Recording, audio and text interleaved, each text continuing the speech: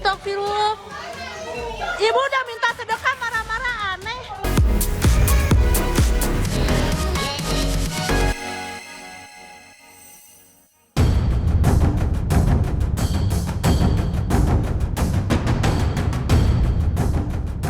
Pemirsa Silet RCTI, jagat media sosial kembali diwarnai sederet kisah tak biasa dari sosok emak-emak. Dan inilah viral ibu pengemis yang marah-marah akhirnya diamankan dinas sosial.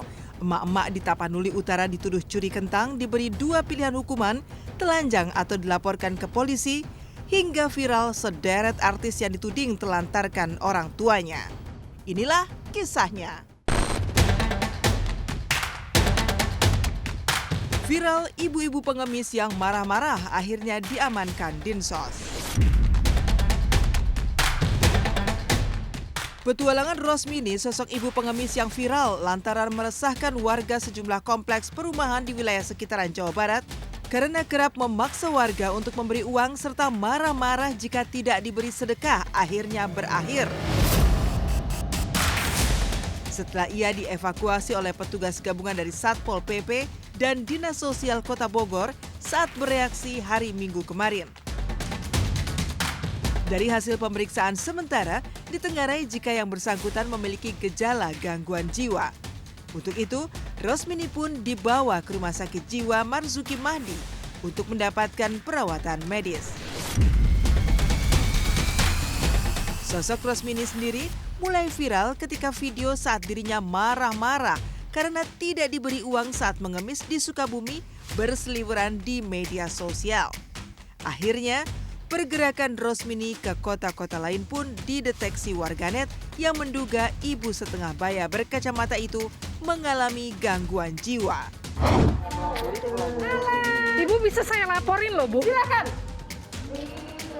Astagfirullahaladzim, Ibu. Kamu orang muslimah, jawabannya aja enteng banget. Boro-boro punya pasar buat ini. Saya cuma tanya, kenapa di ini nggak ada yang mau bersedekah itu kenapa? Sedekah itu terserah kami, Bu, mau kemana pun. Tapi kalau ada orang susah itu wajib ditolong. Intinya mah itu. Oh gitu. Ya udah, ya Bu. Oh, ya udah. Ya udah. Kamu cuma bisa kayak begitu itu. Ada nggak kamu itu perbuatan kamu begitu? Ibu malah merasa Ada nggak kamu malah nggak pernah bersedekah? Astagfirullah, udah minta sedekah marah-marah.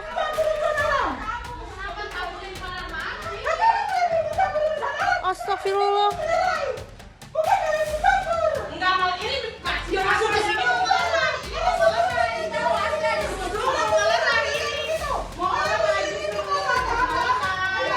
Astagfirullah. Ibu udah minta sedekah marah-marah aneh. Kamu bisa berhenti nggak itu mereka? Ibu kenapa marah-marah?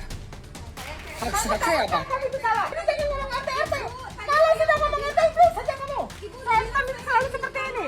Ya, Des. Ini selalu seperti ini. Des. Tadi udah bilang ibu maaf, kata saya jangan di sana maaf. Tapi nggak usah ibu. Udah ada di. Lihat nih, anaknya dari tadi merekam ini keluar dari dalam ini. Ibu, mau bicara apa sekarang? Kalau anaknya merekam terus begini dari tadi, dia juga sama. Ibu mau bela saya? Enggak. Tong aja buang kali. Buang tong kali. Rotara air. Ini mau mandi. Mama kamu pulang Mama diem Mas. Oh iya Pak. Iya Pak. Cepat kamu sama semua, tapi kalau iblis. Kalau sudah ada ikut campur itu iblis semua. Apa itu? Bapak RT katanya kalau ibu ini datang ke sini usir. Mudah-mudahan ada viral dari Allah nanti orang-orang yang mengusir saya. Dan akan mendapatkan balas setimpal. Tiba-tiba begitu masuk saya dihadang-hadang. Orang-orang langsung bilang itu viral itu. Udah sampai sini, udah dari sini. Nah, kita kan daripada nanti di jalan ada resiko, kita istirahat dulu.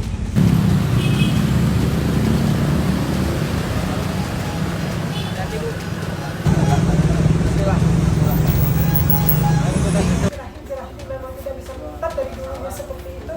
Saya sudah sampai, tapi Allah belum ngasih jalannya. Tapi apa saya berserah. Alhamdulillah, kalau sakit Allah sudah mendatangkan penolong di masjid misalnya.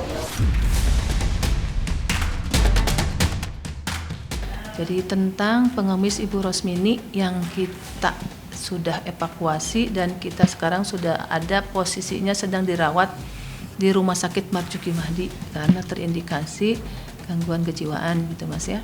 Jadi kita melakukan penjangkauan dan evakuasi berdasarkan aduan dari masyarakat Mas. Aduan masyarakat pada hari Minggu tanggal 28 April pukul 13.40 kita lakukan evakuasi. Kemudian hasil asesmen disimpulkan bahwa ibu mengalami terindikasi gangguan kejiwaan. Betul, kalau melihat dari TikTok itu kan ibu dari Bandung, kemudian kemana lagi tuh ke Sukabumi ya, kemudian terakhir ke Kota Bogor gitu kan. Kalau kami lihat Mas ya, ini terjadi miskomunikasi nih Mas antara Ibu Rosmini dengan masyarakat. Jadi kalau kami kan sekilas karena kami sudah biasa menangani orang yang memiliki kejiwaan ya, gangguan kejiwaannya, kita sudah tahu bahwa ibu ini terindikasi gangguan kejiwaan gitu. Jadi pada saat masyarakat tidak tahu, masyarakat dengan ibu jadi saling keras gitu loh Mas. Kalau masyarakat tahu ibu terindikasi gangguan kejiwaan kan mungkin masyarakat tidak dilayani gitu loh oleh masyarakat gitu kan. Iya, itu sesuatu yang aneh sih menurut Jenny ya, ngemis tapi maksa gitu. Udah gitu kan aku ngelihat di kota mana ya dia udah nyampe terus kan diangkut kan ya kan, mau ditaruh di yayasan kan ya. Nah itu sih memang aku juga sama, kalau misalkan lihat nenek-nenek itu ngemis, aku pasti langsung telepon orang yayasan untuk diangkut langsung karena benar-benar meresahkan warga. Kan ngemis memang nggak baik ya guys, ngemis itu nggak baik gitu kan. Udah gitu ngemisnya pakai minta-mintanya maksa lagi, kan bikin orang sebel. Udah gitu bawa-bawa nama Tuhan lagi ya kan. Kan makin nyebelin karena Tuhan aja nggak suka orang yang minta-minta ya kan. Gitu, jadi memang sebaiknya memang harus dibawa ke tempat panti sosial ya namanya ya. Jadi memang supaya tidak meresahkan warga. Untuk mencari rezeki tetap berusaha ya, nggak yang minta-minta. Apalagi kalau yang ini mintanya secara paksa, terus sampai abis itu ngomong yang macam-macam, itu tindakan atau perilaku yang kurang pas sih menurut aku.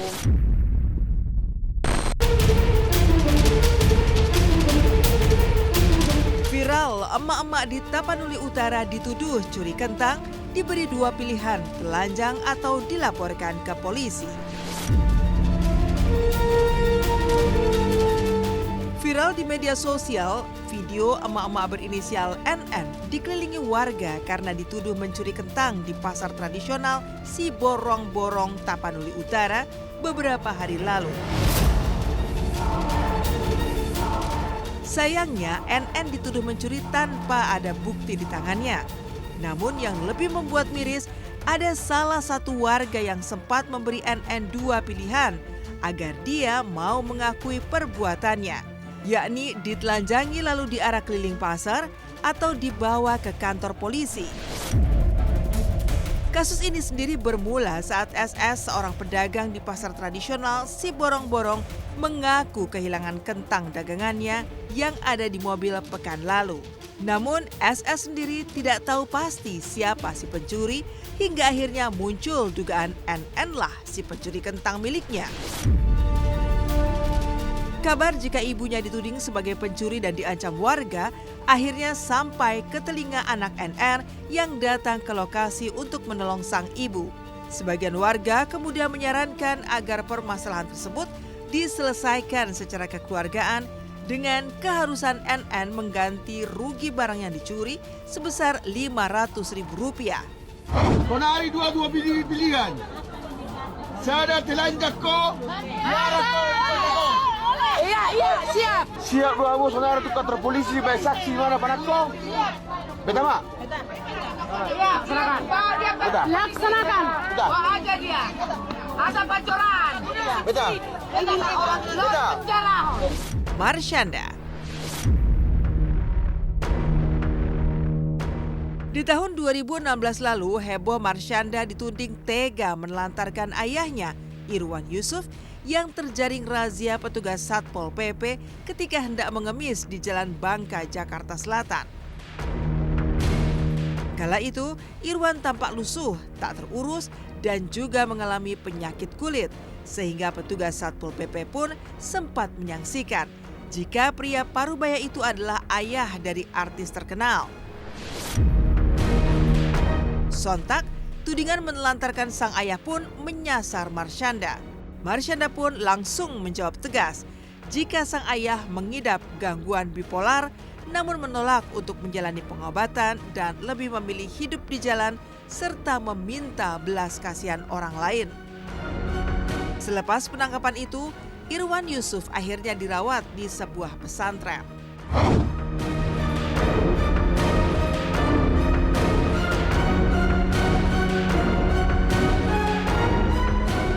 Iya, lagi jalan di situ minta-minta sama warga situ.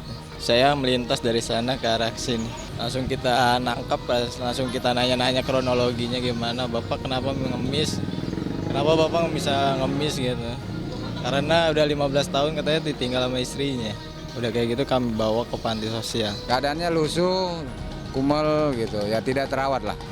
Kira-kira dia berkisar antara simpang ini sampai menuju ke arah timur, Jalan Bangkaraya. Kok keadaannya sih kadang kakinya agak bengkak gitu. Sering mungkin juga dia tidur di jalanan, kita nggak tahu lah. Gitu. Kadang tangannya, kakinya sih orang pada bilang sih agak geli lah, korengan gitu. Aku malah senang nih sekarang jadi ketemu lagi karena aku kan ketika dulu heboh-heboh berita apalah perceraian segala macam kan aku ganti nomor HP. Jadi aku hilang nomor papa hilang nomorku gitu dan aku juga jarang ketemu sama tante yang dari papa. Jadinya lose kontak benar-benar. Cuman aku dengar kabar ya papa keadaannya sangat baik sekali.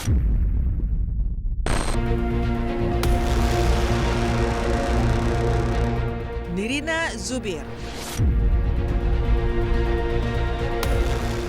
Perseteruan Nirina Zubir dengan Riri Kasmita, mantan ART ibunya, terkait aset tanah milik sang ibunda sempat menyeret nama ibunda sang artis, Cut Indria Marzuki. Ya, Riri menuding jika selama ini bintang film Get Married itu telah menelantarkan ibunya.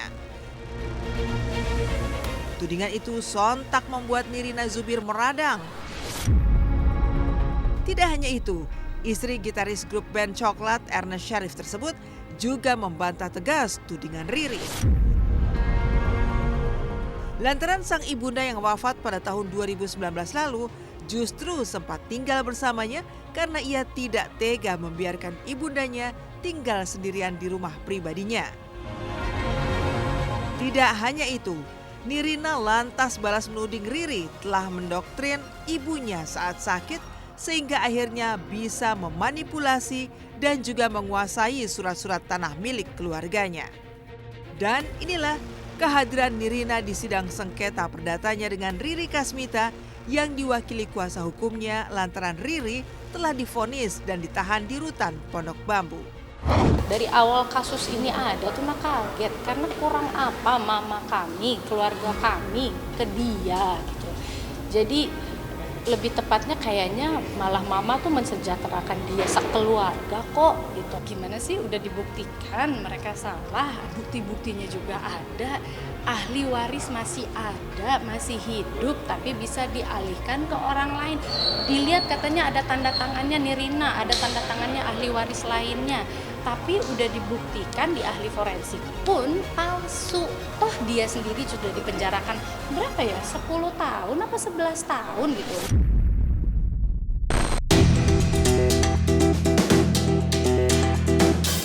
Eza Gionino.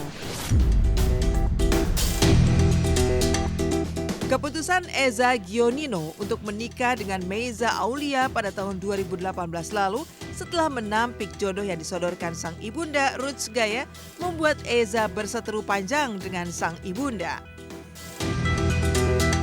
Eza bahkan sempat dicap anak durhaka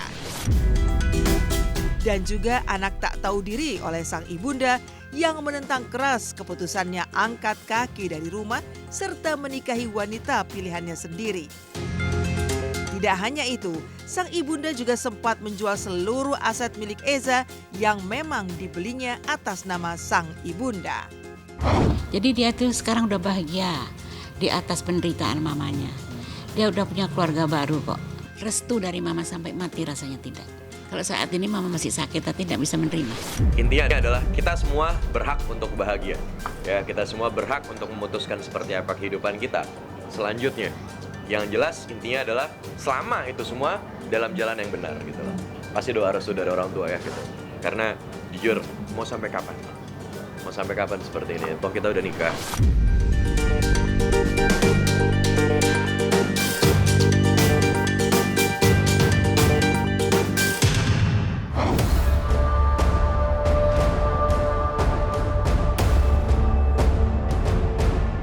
Beralih dari kisah viral dari emak-emak, selanjutnya ada Ria Ricis yang besok akan menghadapi sidang putusan cerai.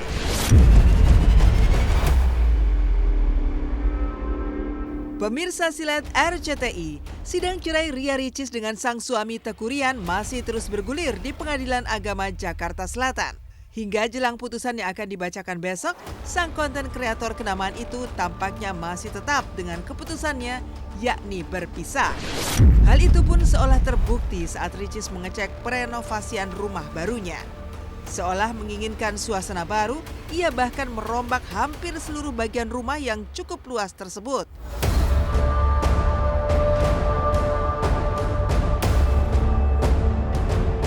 Ricis pun tampak begitu bahagia karena nantinya akan melanjutkan hidup bersama dengan putri tercinta di istana baru mereka.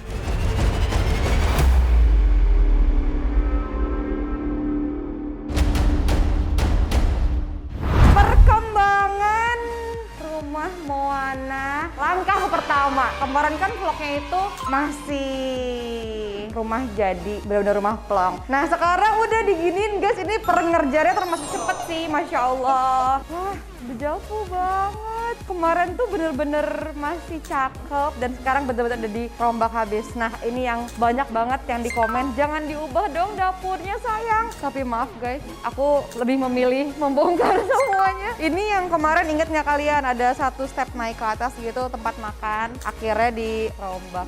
Tembusan toilet kayak gitu juga dirombak. Sama toilet. Ini lantai 2-nya. Aduh sebenarnya aku nggak, tapi kalau dibuka debu. Wow. Atasnya kayak gitu ternyata. Ini nanti lantainya mau diganti. Nah ini nanti olahraganya di sini kan. Oh ini juga udah dirombak. Belum dirombak, dibongkarin gitu.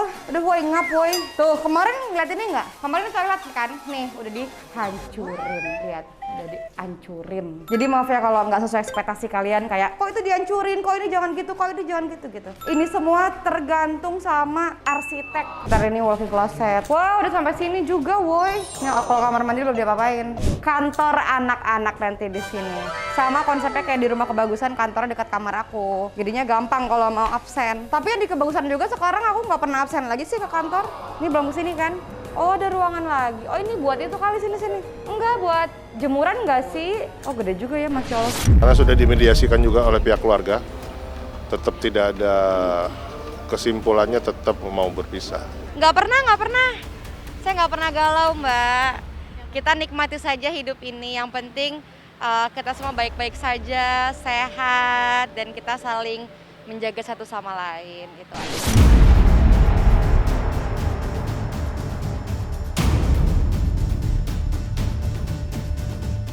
Tentu saja, di balik kebahagiaan yang ia pancarkan di lubuk hati, Ria Ricis merasakan kesedihan atas kandasnya rumah tangga.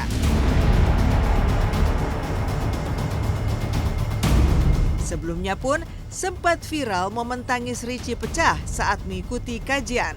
Sang ustadz memberikan tausiah terkait perceraian yang memang diizinkan jika itu menjadi jalan terbaik bagi pasangan berumah tangga.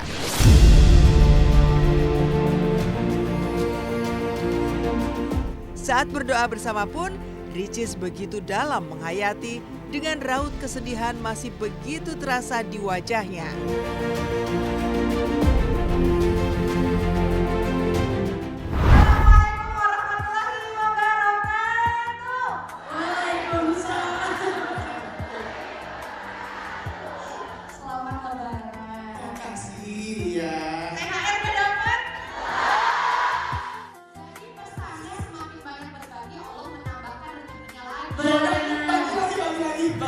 Bagi lagi.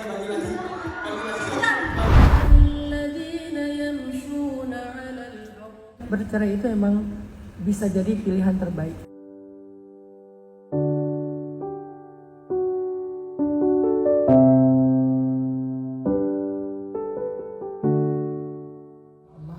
Jadikanlah kami orang yang selalu ridho kepadamu.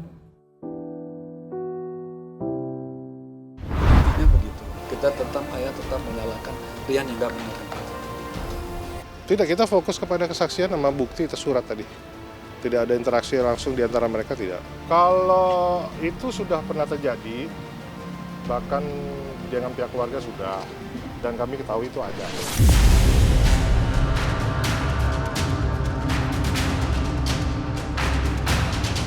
Menelisik balik ke belakang, masih teringat jelas kebahagiaan Ria Ricis saat akhirnya resmi menikah pada tanggal 12 November 2021 lalu.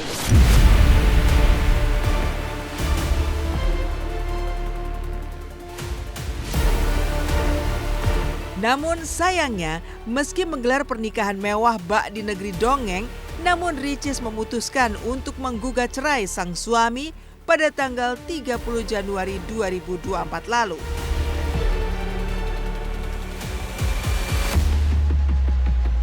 Beberapa kali mediasi pun sudah dilakukan, namun keputusannya tetap bulat. Merenovasi rumah baru hingga tangis air matanya saat kajian membahas tentang perceraian, benarkah menjadi pertanda Ricis memang sudah sepenuhnya yakin dan siap untuk menjalani kehidupan sebagai single mom?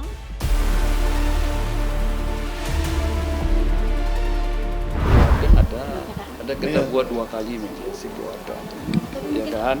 Sehabis Rian sudah ada mediasi, setelah itu sebelum Ricis masukkan gugatan tanggal 30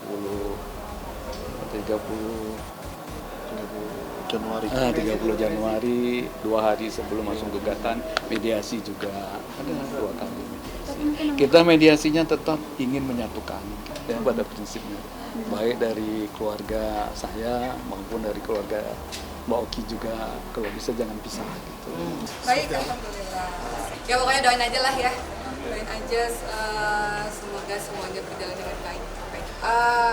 Kami keluarga, kami menyayangi Ria, kami menyayangi Rian. Amin, amin, mohon doanya. Kasih ya.